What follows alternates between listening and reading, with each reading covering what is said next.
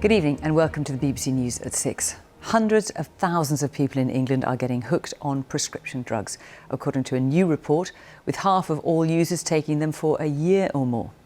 The study by Public Health England shows that 1 in 4 adults uses strong painkillers, antidepressants or sleeping tablets. Opioids, which are the strongest type of painkillers, were prescribed to over 5.5 million adults outside hospital in 2017-18.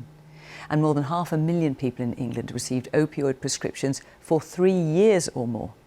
Health officials say long-term use shows too many people are becoming dependent.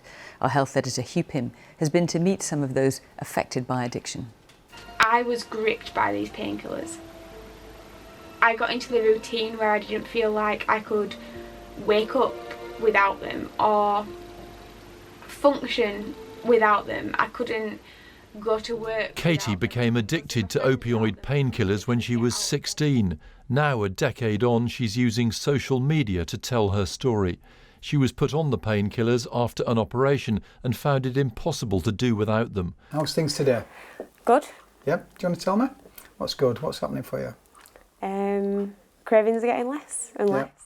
She eventually found the help she needed from an addiction counselling service, the Bridge Project in Bradford.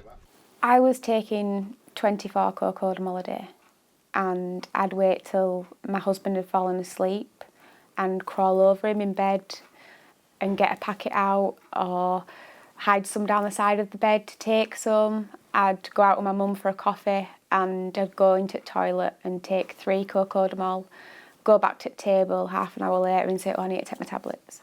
3 or 4 years Katie's was an extreme case. She wants others to know that they can, like her, and with help, beat the addiction. The authors of the latest report say the prescription drugs they've looked at are vital for many patients, but the number of long-term users is worrying. Half of the people who are taking these drugs have been prescribed those in the last year, have had a prescription for more than a year.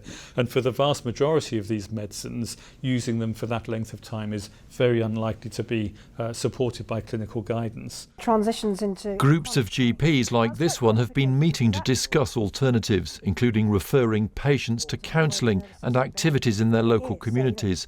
But doctors' leaders say they need more backing to find solutions. We need to spend longer with our patients, and that means having more resource and more GPs. We need more therapists that we can refer our patients onto, and we need greater access to social prescribing opportunities so that our patients can get the tailor-made help and care in the community that they need and deserve. Health leaders say it's nothing like on the same scale as the US opioid addiction crisis, but it is time to get on top of the issue before we see the problems experienced elsewhere.